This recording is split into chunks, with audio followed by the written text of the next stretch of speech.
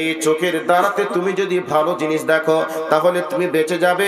আর এই চোখের দ্বারা তুমি যদি আমানতের খেয়ানতি করো, নগ্নতা দেখো, বেহায়াপনা দেখো, তুমি জেনে রেখে দিও এই চোখ তোমাকে অপরাধীর কাঠ গোড়ায় দাঁড় করিয়ে দিবে। তাহলে কান আপনার বিপক্ষে যাবে, চোখ আপনার বিপক্ষে যাবে। ও আরজুলুহুম, আল্লাহ পাক বলছেন জুলুদুহুম, তোমার শরীরের চামড়া তোমার বিপক্ষে কথা বলবে। ও আরজুলুহুম, তোমার পা তোমার বিপক্ষে কথা বলবে। তাহলে বন্ধুরে, কিয়ামতের ময়দানে আমার হাত বিপক্ষে, পা আমার বিপক্ষে, শরীরের চামড়া বিপক্ষে, কানও বিপক্ষে, চোখও বিপক্ষে। তাহলে এগুলি সকলে যখন আল্লাহর কাছে আপনার আমার বিপক্ষে যখন সাক্ষী দিবে, সেই দিন আমার আর আপনার অবস্থা কি হবে একটু আমি আর আপনি একটু কল্পনা করে দেখি। রূপকথার গল্প মনে হচ্ছে জি ভাই? মনে মনে ভাবছেন মৌলভী সাহেবের মাথা খারাপ হয়ে গেছে, হাত কি করে কথা বলবে বে, কান কি করে কথা বলবে, এগুলি কি সম্ভব? আরে ভাই, মোবাইলটা এইভাবে যদি লাগিয়ে দিয়ে মোবাইলে সব ভিডিও করার পরে আপনাকে অপমান করার জন্য এই মোবাইলটাই যদি যথেষ্ট হয়ে যায়, তাহলে যেই আল্লাহ আপনাকে এই বডিটা দিয়েছে, কান দিয়েছে, চোখ দিয়েছে, এর ভিতরে এইরকম রেকর্ড করার মতো মেমোরি চিপস আল্লাহকে দিতে পারেন না? পারেন না? এবার এখানে একটা তত্ত্ববহুল কথা বলবো, একটু ধৈর্য ধরে শুনুন। এখানে একটা গভীর তাৎপর্যপূর্ণ কথা আসবে। তো আমি এখন কেবলই প্রমাণ করতে চেয়েছি 4 রকম পদ্ধতিতে বিচার চলবে। তার একরকম হলো আপনার আর আমার শরীরের অঙ্গ প্রত্যঙ্গ আপনার আমার বিরুদ্ধে কথা বলবে।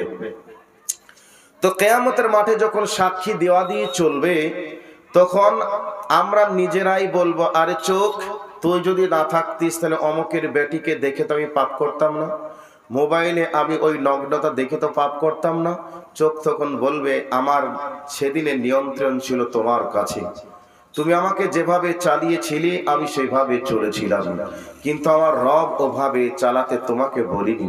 কাজেই এখন আমাকে যে জন্য আল্লাহ সৃষ্টি করেছিলেন তুমি সেই মতো কাজে লাগাওনি, এই জন্য সাক্ষী তোমার বিপক্ষেই দিচ্ছি।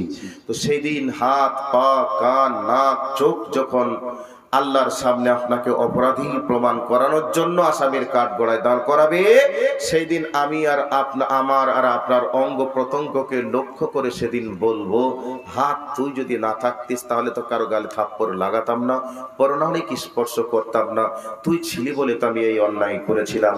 তো সেদিন অঙ্গ প্রত্যঙ্গগুলা বলবে, সেদিন নিয়ন্ত্রণের মালিক ছিলে তুমি, আমাকে যেভাবে চালিয়েছিলে আমি সেভাবেই চলেছিলাম। তো সেদিন আমার আপনার শরীরের অঙ্গ প্রত্যঙ্গ আপনার আর আমার বিরুদ্ধে কথা বলবে, সাক্ষী দিবে। একটা দিলাম, এরপরেও যদি আবার একটা একটা করে বলতে লাগি তাহলে এখানেই টাইমটা শেষ হবে। তাহলে বোঝা গেল আপনার আর আমার শরীরের অঙ্গ প্রত্যঙ্গ আমার আপনার বিপক্ষে সাক্ষী দেবে, এটা কোরআন বলছে। তাহলে একটা দিলাম, 2 নম্বরে যাচ্ছি। আল্লাহ রাব্বুল আলামিন 2 নম্বর বলছেন, বিসমিল্লাহির রহমানির রহিম, ইয়াওমা তুহাদ্দিসু আখবারাহা বিআন্না রাব্বাকা আওহা লাহা। আল্লাহ রাব্বুল আলামিন বলেন, ইয়াওমা তুহাদ্দিসু আখবারাহা, আল্লাহ রাব্বুল আলামিন বলেন কিয়ামতের ময়দানে জমিনকে আল্লাহ রাব্বুল আলামিন বলবেন, জমিন রে, তুমি তোমার সংবাদ তুমি প্রকাশ করতে শুরু করো। একটা হাদিস পড়েছি, এই কোরআনের আয়াতটা হাদিসটা দিয়ে ব্যাখ্যা বিশ্লেষণটা করার চেষ্টা করছি। বিশ্ব নবী আমার বলছেন, ফাত্তাকুদ দুনিয়া ওয়াত্তাকুন নিসা। নবী আমার বলছেন, ওরে আমার উম্মতের দল, তোমরা দুনিয়াকে ভয় করো, তারপরে তোমরা মহিলাদেরকে ভয় করো। তবে মহিলাদেরকে ভয় করতে বলেছেন, এটা বাস্তব কথা, কারণ একটা নারী আর একটা পুরুষ যদি মিলে যায়, কাছাকাছি হয়ে যায়, ব্যভিচার নামক অপরাধ হয়ে যাবে।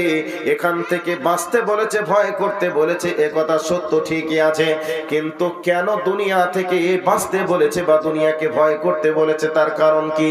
এবার কোরআনের আয়াতটাই চলে যায়। আল্লাহ রাব্বুল আলামিন বলেন ইয়াউমা তুহাদ্দিসু আখবারাহা, আল্লাহ রাব্বুল আলামিন বলেন জমিন সেদিন তার সংবাদকে প্রকাশ করে দিবে। এবার আমি আগে বলেছিলাম একটা তত্ত্ববহুল আলোচনা করব, এই আলোচনাটা এবার শুরু করলাম। এই মাটির ভিতরে এমন একটা পার্স আছে, এমন একটা ক্ষমতা আছে, আল্লাহ রাব্বুল আলামিন এই মাটির ভিতরে মাটিকে ধারণ ক্ষমতা তৈরি করার মতো ক্ষমতা ক্যাপাসিটি আল্লাহ দিয়েছে। আমরা যে মোবাইল আবিষ্কার, মোবাইল যেটা ব্যবহার করি, এটা যে বৈজ্ঞানিকেরা মোবাইলটা আবিষ্কার করেছে, এই মোবাইলের ভিতরে কয়েক রকমের পার্টস দিয়ে তৈরি করেছে।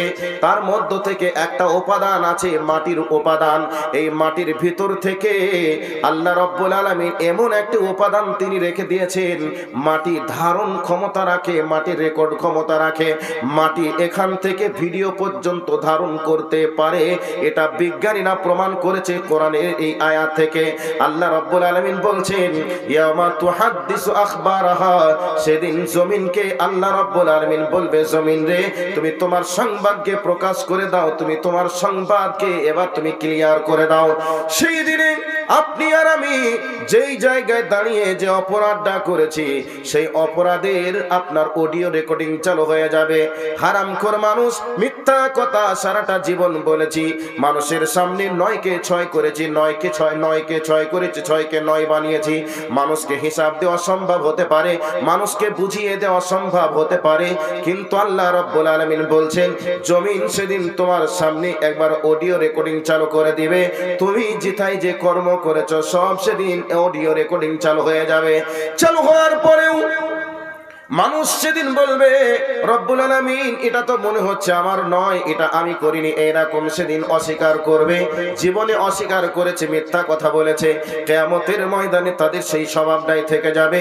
আল্লাহ রাব্বুল আলামিন এই অবস্থায় বলবে জমিন তুমি একবার ভিডিও রেকর্ডিং চালু করে দাও।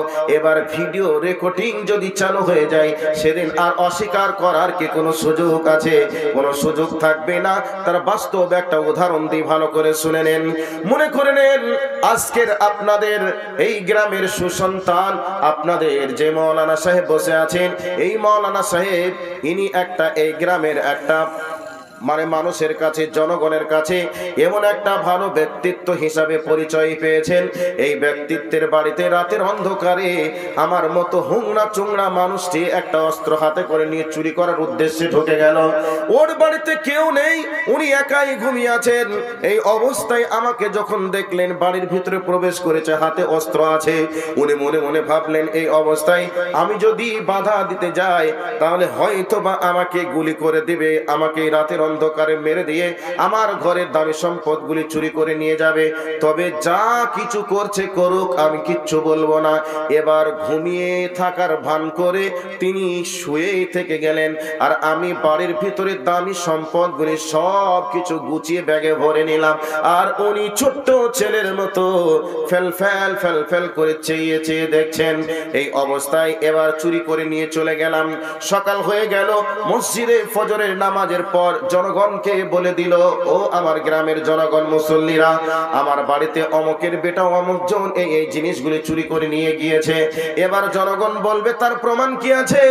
জনগণের সামনে বলবে রাতের অন্ধকারে চুরি যখন করতে এসেছিল আমি দেখেছিলাম। এবার মানুষ বলবে দেখেছো যেহেতু, তাহলে ওই চোরকে ডাকবে, কে ডাকবে না ডাকবে? জনগণের সামনে চোরকে যখন ডেকে নিয়ে এসে হাজির করবে, তখন চোরকে বলবে বলো তুমি কি এই জিনিসগুলো নিয়েছিলে? এবার চোর বলবে নিয়েছিলাম, তার প্রমাণ কি আছে? এখন ওই ব্যক্তি বলবে আমি দেখেছিলাম তুমি চুরি করেছিলে। এবার ও যুক্তি দেখিয়ে বলবে আমি যে চুরি করেছিলাম তো এখন কেন বলছো, তখন কেন বলিনি? কথা বলবে কি বলবে না বলুন তো, বলবে কি বলবে না? এবার কথা বলার পরে মাওলানা সাহেব বলছে ঠিক আছে আমি বলিনি, তবে চলো এবার আমার বাড়িতে, এবার বাড়ির দিকে নিয়ে আসবে। ওখানে একটা সিসি ক্যামেরা লাগানো আছে। এবার জনগণের সামনে চোরের উপস্থিতিতে জনগণকে বলবে, আমার বাড়িতে যে ক্যামেরাটা লাগানো আছে, ক্যামেরাটা অন করে একবার দেখো। এবার ক্যামেরাটা যখন অন করে দেখবে, চোরের আর কোন রকমের যুক্তি চলবে কি? কথা বলুন, যুক্তি চলবে? কোনোভাবেই তার যুক্তি চলবে না, দাপট আর দেখানো সম্ভব হবে না। দিনের আলোর মতো পরিষ্কার দেখে যাবে, মানে দেখে ফেলবে। তখন ওই ব্যক্তির মুখের ভাষা বন্ধ হয়ে যাবে। আল্লাহ রাব্বুল আলামিন বলেন, কিয়ামতের ময়দানে জমিন যখন অডিও থেকে ভিডিও পর্যন্ত সবকিছু যখন ক্লিয়ার করে দিবে, তখন সে ব্যক্তি বলবে, আমি তো করেছি মনে হয় জানো। এই অবস্থায় রাতের অন্ধকারে কার সঙ্গে কি করেছেন, কোথায় সুদের টাকা নিয়েছেন, কোথায় আপনি কাকে হত্যা করেছেন, কোন মেয়ের সঙ্গে কোথায় কি করেছেন, সমস্ত কিছু দিনের আলোর মতো পরিষ্কার হয়ে যাবে। বাঁচার কোনো উপায় থাকবে না, বাঁচার কোনো পথ থাকবে না। আমার ভাই, আমার বন্ধুরা, আমি দুই রকম বলে দিলাম।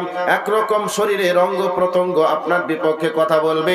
দুই নম্বর হলো, আপনি যেই জায়গায় দাঁড়িয়ে যে কাজ আপনি করবেন, অডিও থেকে ভিডিও পর্যন্ত সব কিছু রেকর্ড হবে।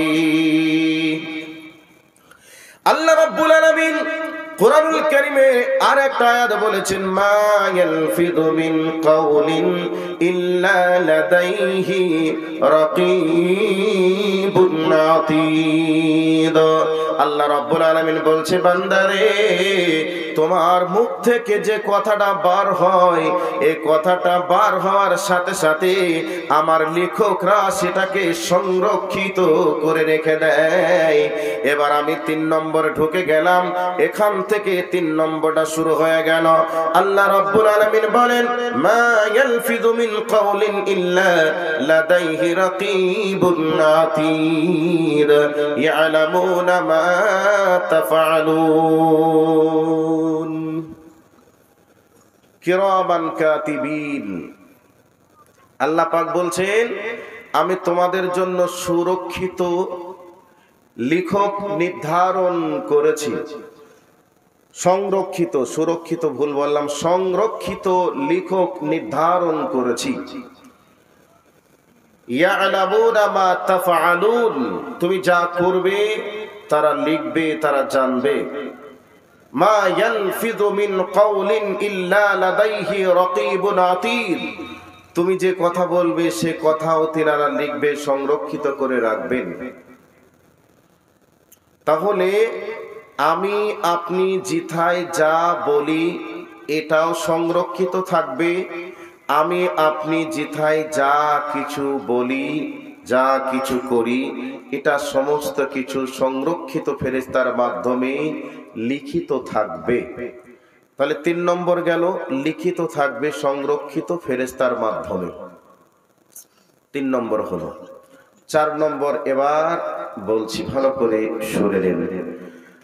আল্লাহ রাব্বুল আলামিন বলেন, ইন্নাহু আলিমুম বিযাতিস সুদূর। আল্লাহ রাব্বুল আলামিন বলেন, বান্দারে, তোমাদের অদৃশ্য জিনিসগুলি পর্যন্ত আমি আল্লাহ দেখতে পাই। তোমার মনের ভিতরে যে কথাটা লুকিচুরি খেলছে, একই বালিশে মাথা লাগিয়ে শুয়ে আছো, স্বামী এবং স্ত্রী একই লেপের তলে একই বালিশে মাথা লাগিয়ে শুয়ে আছো, তোমার অন্তরের ভিতরে কি যেন লুকোচুরি খেলছে, তোমার স্ত্রী কাছে আছে তাও জানে না।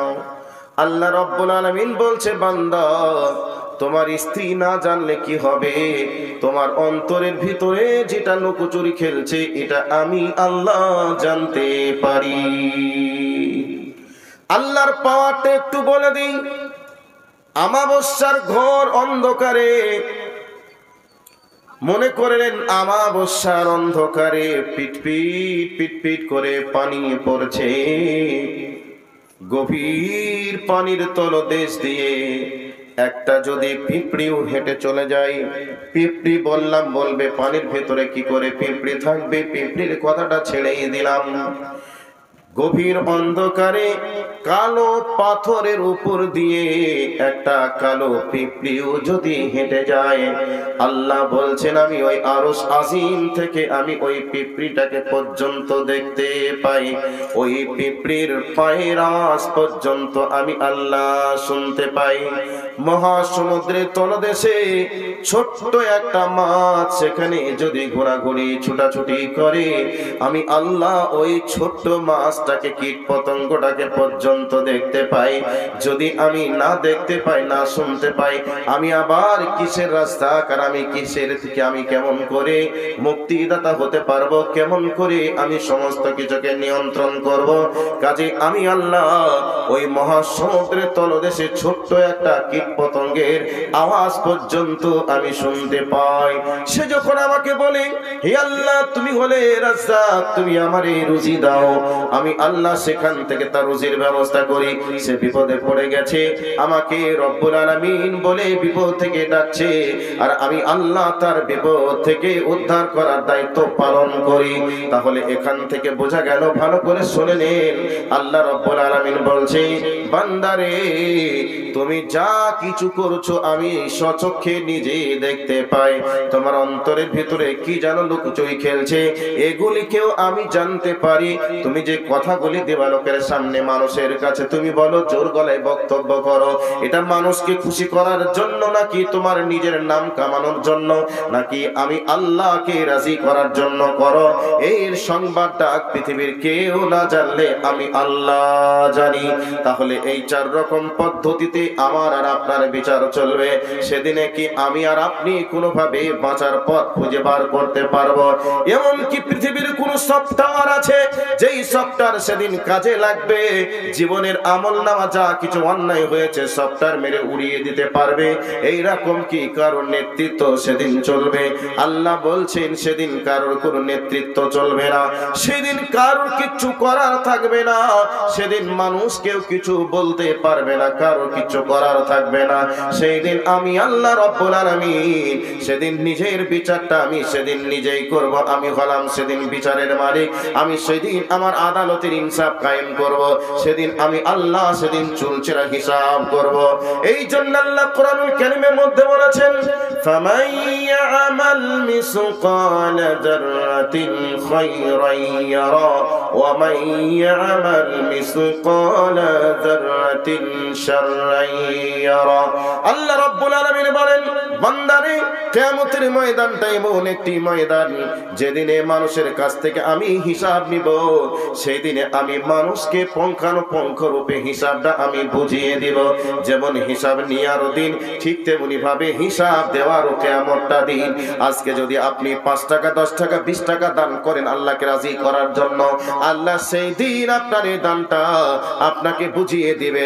আর আপনি যদি চুল পরিমাণ যদি অন্যায় করেন সেদিন হিসাবটা আল্লাহ আপনার কাছ থেকে বুঝিয়ে নেবেন। এই জন্য আল্লাহ রাব্বুল আলামিন বলেন ফামান ইয়ামাল মিসকালা যাররাতিন খায়রান ইয়ারা ওয়া মান ইয়ামাল মিসকালা যাররাতিন শাররান ইয়ারা। আল্লাহ রাব্বুল আলামিন বলেন কিয়ামতের ময়দানে তুমি যদি অনুপরিমাণ বা তার থেকেও ছোট ভালো কাজ করো, আমি আল্লাহ তাও তোমার জন্য সংরক্ষিত করে রেখে দেব, কিয়ামতের মাঠে তোমাকে দেখিয়ে দেব। আর অনুপরিমাণ তুমি যদি অন্যায় করো রে বান্দা, সেদিন আমি আল্লাহ তোমার জন্য সংরক্ষিত করে রেখে দেব, তোমাকে আমি দেখিয়ে দেব। সেই দিন আল্লাহ রাব্বুল আলামিন আপনার জিন্দেগির ছোট থেকে ছোট্ট পর্যন্ত যা অপরাধ থাকবে অপরাধগুলি যেমন দেখিয়ে দিবেন, ঠিক আপনি যদি ছোট থেকে আরো ছোট পর্যন্ত যদি আপনি নেকির কাজ করে তাও আপনাকে দেখিয়ে দিবেন। এই জন্য আল্লাহ রাব্বুল আলামিন কিয়ামতের ময়দানে সেদিন আমলনামাটা আপনার আমার হাতে তুলে দিবেন। আর আমলনামাটা তুলে দেওয়ার পরে বলবেন ইকরা কিতাবাক। সেদিন আল্লাহ রাব্বুল আলামিন আমলনামাটা আপনার হাতে দিয়ে বলবে বান্দারে তুমি তোমার আমলনামাটা পড়ে দেখো তুমি কি কি জিন্দেগিতে কাজ করেছো। এবার আপনাদের প্রশ্ন থাকবে মাওলানা সাহেব সেই দিন কোন ভাষায় আমলনামাটা লেখা থাকবে? ইংরেজিতে থাকবে নাকি হিন্দিতে থাকবে, না বাংলা থাকবে, না উর্দুই থাকবে? আল্লাহ এইভাবে কোন উত্তর দেননি কোন ভাষায় থাকবে। তবে আল্লাহ বলছেন তোমার আমলনামা তুমি নিজেই পড়ার জন্য যথেষ্ট হয়ে যাবে। তোমার আমলনামা তুমি নিজেই পড়বে। করার পরে তোমার করা অন্যায়গুলি তুমি নিজেই দেখতে পাবে, তোমার ভালোগুলা তুমি নিজেই দেখতে পাবে। এবার দেখার পরে তুমি সেই দিনে বলবে মালি হাদাল কিতাবু লা ইউগাদিরু সাগীরাতাও ওয়ালা কাবীরা। আল্লাহ রাব্বুল আলামিন সেই দিন আমলনামাগুলিকে মানুষের হাতে যখন তুলে দিবেন, নিজের আমলনামা নিজেই পড়বে, পড়ার পরে আল্লাহকে বলবেন মাবুদ রে, কি আশ্চর্য ধরনের কিতাব তুমি আমার হাতে দিয়েছো। এই আমলনামাতে চুল পরিমাণ ভালো করেছিলাম তাও লেখা আছে, আর অনুপরিমাণ আমি খারাপ করেছিলাম তাও লেখা আছে। একটু বাড়িয়েও দেওয়া হয়নি, একটু কমিয়েও দেওয়া হয়নি। সেদিনে মানুষ নিজে দেখবে যে একটু বাড়ানো হয়নি, একটু কমানো হয়নি। আমলনামাটা এইবারে তুলে দেবে, এইরকম ভয়াবহ পজিশন পরিবেশ তৈরি হয়ে যাবে।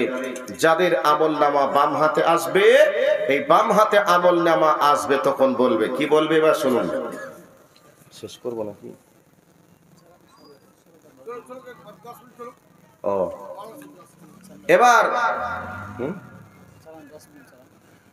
কোরআনের আয়াত পড়ছি, ভালো করে শুনে নেন। আচ্ছা, বিরক্ত হচ্ছেন নাকি আপনারা? এখন তো জালসায় যে যত গান বলবে, যে যত গজল গাইবে, সে তত বড় বক্তা। সভাপতি সাহেব কথাগুলি অনেক আবেগ নিয়ে বলছিলেন। তো যদি গজল শিল্পী থাকতো, গীত শিল্পী থাকতো, তাহলে লোক হয়তো থেকেই যেত, পালাতো না, তাই নাকি না? এখন গীত প্রয়োজন আছে, গান প্রয়োজন আছে, গল্প প্রয়োজন আছে। আর বিটি ছেলেগুলা গল্প ছাড়া তো কিছু শুনেই না, বোঝেও না। এবার চলুন, বিসমিল্লাহির রহমানির রহিম। فأما من أوتي كتابه بشماله فيقول يا ليتني لم أوت كتابيا ولم أدر ما حسابيا يا ليتها كانت القاضية ما أغنى عني ماليا هلك عني سلطانيا। আল্লাহ রাব্বুল আলামিন বলেন, বাম হাতে আমলনামা দেওয়া হবে। বাম হাতে আমলনামাটা পাওয়ার পরে সে নিজে বলবে, রব্বুল আলামিন যদি আমাকে আমলনামা না দেওয়া হতো কতই না ভালো হতো। আমি মরে গিয়েছিলাম, আর জীবিত যদি না হতাম কতই না ভালো হতো। যারা আজকে দীর্ঘদিন বাঁচার স্বপ্ন নিয়ে শরীর সুস্থ থাকার পরে ব্যাঙ্গালোর চলে যায়, চেন্নাই চলে যায়, তামিলনাড়ু চলে যায়, ভেলোর চলে যায়, তাদের বডিকে চেক আপ করার জন্য, বডির ভিতরে কোনো গোপন রোগের বাসা বেঁধেছে কিনা দেখার জন্য। এবার যদি বাসা বেঁধে যায়, আগে থেকে ট্রিটমেন্ট করে দীর্ঘদিন সুস্থ থাকবো, বেঁচে থাকবে, এইরকম পরিকল্পনা যাদের, এই সমস্ত মানুষগুলি কিয়ামতের মাঠে আমলনামাটা বাম হাতে পাওয়ার পরে বলবে, আমি মরে গিয়েছিলাম, যদি আর জীবিত না হতো কতই না ভালো হতো। আবার আমি জীবিত হলাম, এবার আমার কি হবে?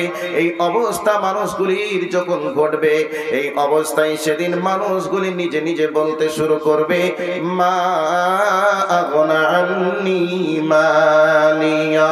সেই দিন মানুষগুলি বলবে, আমি তো লক্ষ লক্ষ টাকার মালিক ছিলাম, কোটি কোটি মিলিয়ন ট্রিলিয়ন টাকার মালিক ছিলাম। আরে আমার সম্পদ তো আজকে কোনো কাজে লাগলো না, আমার সম্পদগুলি তো কোনো উপকার করতেও পারলো না।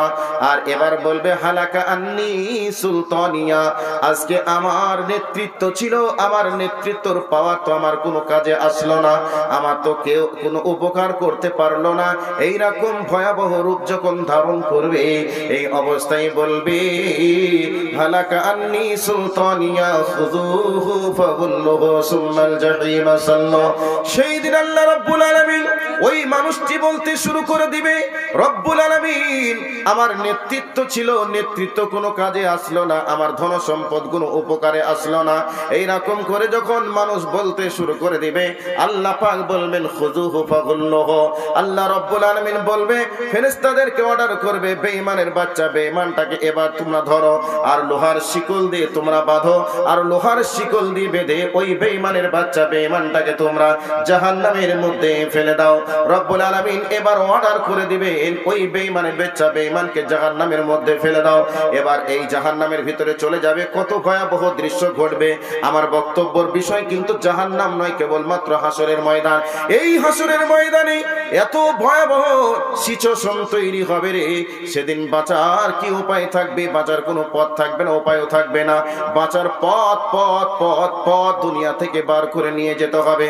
দুনিয়া থেকে যদি আপনি বাঁচার উপায় পথ বার করে যান, তাহলে কিয়ামতের ময়দানে ডান হাতে আমলনামা পেয়ে হাসতে হাসতে আল্লাহর জান্নাতে চলে যাবেন।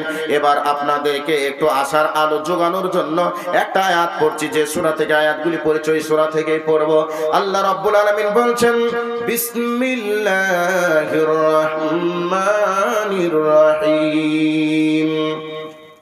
فأما من أوتي كتابه بيمينه فيقول هاؤم اقرءوا كتابيه إني ظننت أني ملاق حسابيه فهو في عيشة راضية في جنات عالية قطوفها دانية كلوا واشربوا هنيئا بما أسلفتم في الأيام الخالية।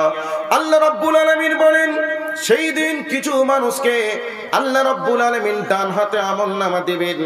ডান হাতে আমলনামা পাওয়ার পরে সেদিন আনন্দ চিত্তে সে নিজে আমলনামাটা পাওয়ার পরে মানুষকে বলবে, হা ও মুকরাউ কিতাবিয়া, বন্ধুরে, ওরে আমার এলাকার মানুষ, গ্রামবাসী তোমরা যারা আছো, আমার আমলনামাটা তোমরা পড়ে দেখো, আমার আমলনামায় কি আছে।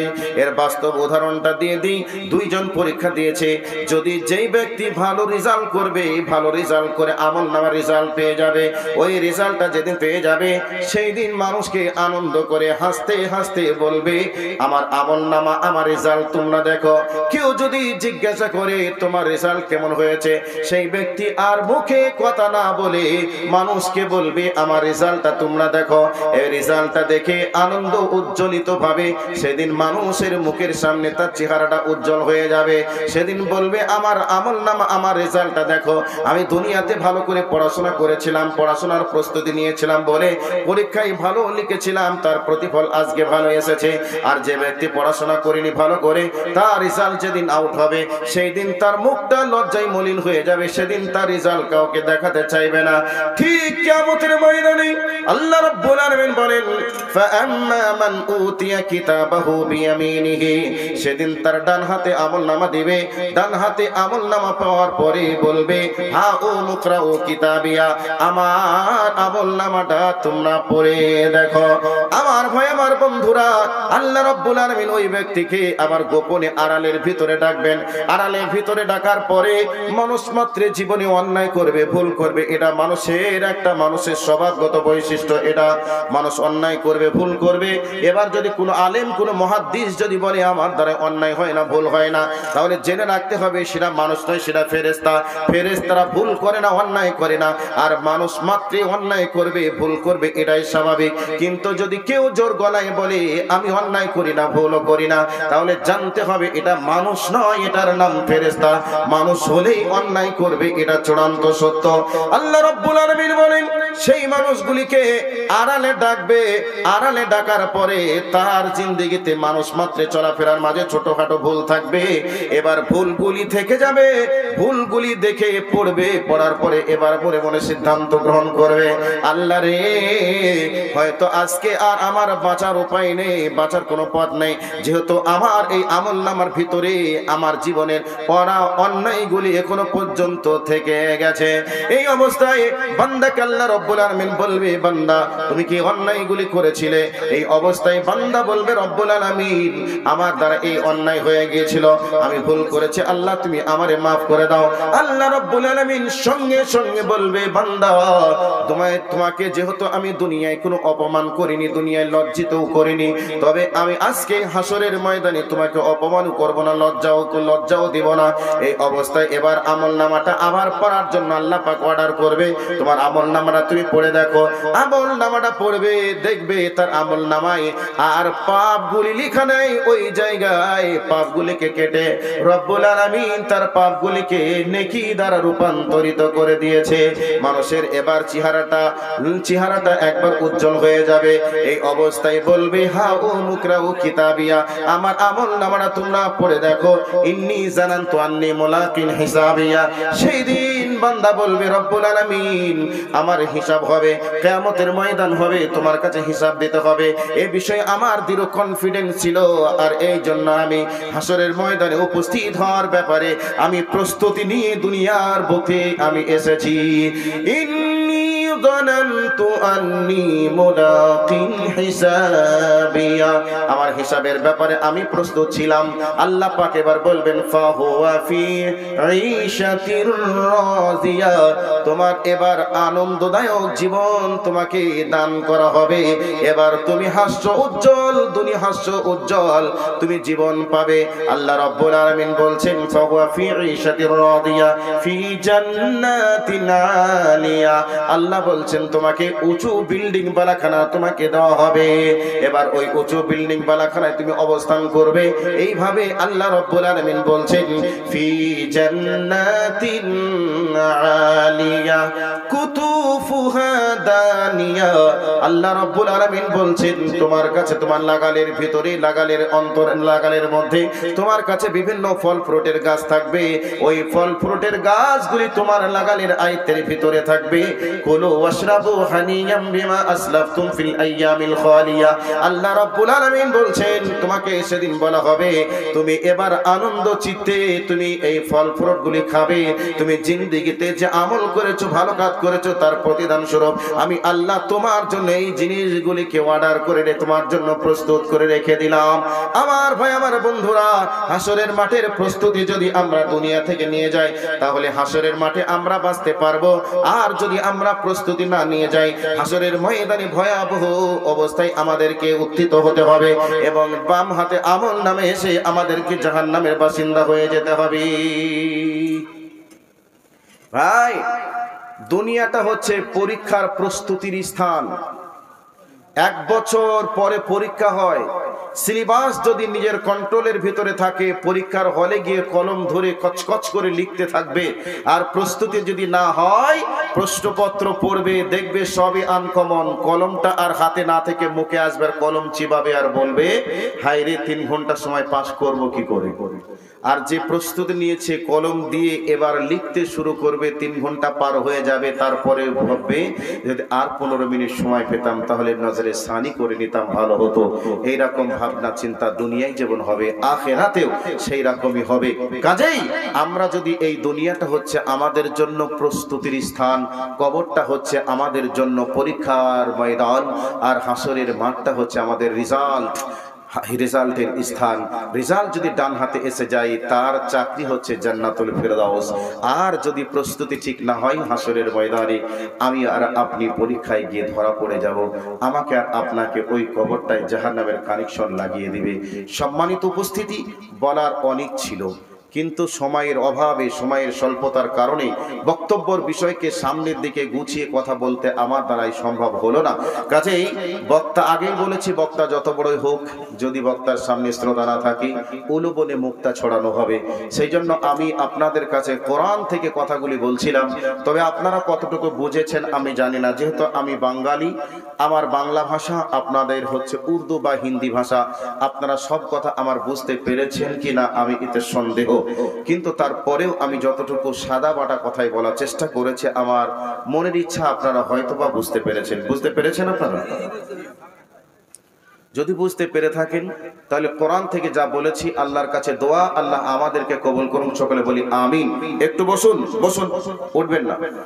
এবার আজকের আয়োজিত সভার উদ্দেশ্য হচ্ছে মসজিদের উন্নতি কল্পে আয়োজিত সভা। এই মসজিদের উন্নতি তখনই হবে মসজিদের মুসল্লির বৈশিষ্ট্য যখন দেওয়া যাবে। আমরা বক্তা, আমরা শাইখুল হাদিস, আমরা বড় বড় মাদানি, আমরা দায়িত্ব নিয়েছি, শিরিক বিদাতের ডিলারশিপ নিয়েছি। এটা শিরিক, এটা বিদাত। এটা আমরা বলতে থাকি, আলহামদুলিল্লাহ, খুব ভালো কথা। কিন্তু মানুষ আজকে মদ খাচ্ছে, জুয়া খেলছে, লটারি কাটছে, ব্যভিচার করছে, চুরি করছে, ডাকাতি করছে, এর ব্যাপারে আলেমদের দাওয়াতের কোনো পদ্ধতি নেই। মানুষের কাছে গিয়ে দাওয়াত দিতে হবে। মদ খাচ্ছে, মদারুকে গিয়ে যে দিন বোঝাতে হবে, সুদ খাচ্ছে, সুদারুকে যে বোঝাতে হবে, এর কাছে গিয়ে আলেমরা বোঝাতে পারে না, বরং ফিল্ডে এসে গরম গরম কথা বলে, দেখাতে চায় আমার এলমিয়াতের সালাহিয়াত কত। আসলে উদ্দেশ্য কতটুকু ভালো এটা জানি না। যে ব্যক্তির উদ্দেশ্য সঠিক, সে মানুষের কাছে কাছে দিনের দাওয়াত দেবে, রাতে দেবে, দিনে দেবে, প্রকাশ্যে দেবে, গোপনে দেবে। শুধু দেবলোকের সামনে অপমানকর কথা জনগণকে বলবো, এর নাম আসলে দায়ী নয়। দায়ীর বৈশিষ্ট্য হবে মানুষের কাছে কাছে গিয়ে দিনের দাওয়াত দেওয়া। কাজেই আমি আপনাদের দূরের মানুষ, তারপরেও কাছে এসে আপনাদেরকে বলছি, 5 ওয়াক্তের সালাত আদায় করুন, কোরআন সুন্নাহ ভিত্তিতে আপনারা নিজের জীবনকে অতিবাহিত করবেন, এটা আপনাদের কাছে আমার দাবি। আপনারা মসজিদ বানাচ্ছেন, 70 ঘর মানুষের একটা জুম্মা মসজিদ। এই মসজিদটা আপনারা সত্যি মাস্টার প্ল্যান খুব সুন্দর দিয়েছেন, ডিজিটাল যুগে ডিজিটাল ভাবে মসজিদটা বানিয়েছেন, খুব চমৎকার। কাজেই চমৎকার মুসল্লি আপনাদেরকে হতে হবে। মুসল্লি নামাজ পড়ছে, নামাজির কোনো বৈশিষ্ট্য নেই, দোয়া কালাম এবং নামাজের আরকানগুলি ঠিক নেই। কাজেই আমাদেরকে এগুলি ঠিক করতে হবে। কাজেই আমি আপনাদের কাছে আজকে এই মসজিদের জন্য একটা হাদিস আপনাদেরকে শোনাচ্ছি। আল্লাহ রাব্বুল আলামিন বলছেন, আহাব্বুল বিলাদি ইলাল্লাহি মাসাজিদুহা ওয়া আবগাযুল বিলাদি ইলাল্লাহি আসওয়াকুহা। আল্লাহর নবী বলছেন, আল্লাহর কাছে तमाम পৃথিবীর মধ্যে দামি জায়গা হচ্ছে মসজিদ। এই গ্রামে যতটা জায়গা আছে, সমস্ত জায়গার মধ্যে আল্লাহর কাছে পছন্দ হয়েছে আল্লাহর ঘর যেখানে হয়েছে এই জায়গাটাকে।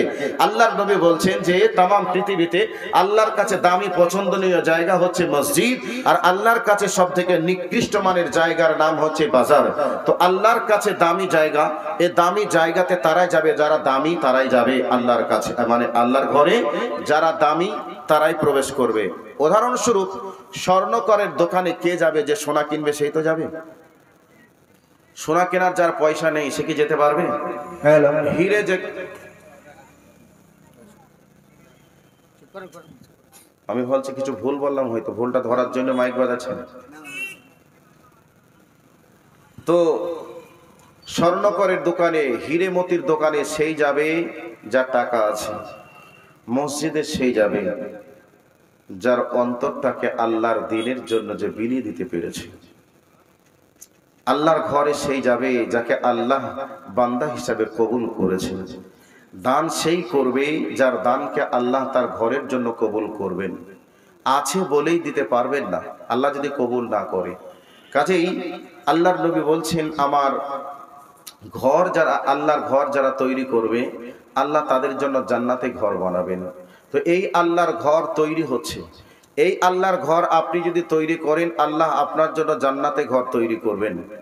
তো এই আল্লাহর ঘর তৈরি করার জন্য শেষের বেলাতে আল্লাহর কি কোনো গোলাম আছেন যিনি বলবেন, আমি 10 বস্তা সিমেন্টের দাম দেব, আমি প্লাস্টারের জন্য 1 ট্রাক্টর বালু দিব, আমি 1 লাইন নামাজ পড়ার জন্য যে মার্বেল টাইলস হবে এগুলি আমি দেব? আল্লাহর বান্দা হিসাবে কেউ কি বলবেন যে আমি 1000 টাকা দেব, 500 টাকা দেব, 200 টাকা দেব, 2000 টাকা দেব? আমি দেখি আল্লাহ কার টাকাকে কবুল করছে। গভীর রাত্রিতে একটু টেস্ট করে যাব, দেখি আল্লাহর বান্দা হিসাবে আল্লাহ কাকে কবুল করছেন আল্লাহর ঘরের খেদমত করার জন্য। একজন কেউ কি আছেন যিনি শেষের বেলায়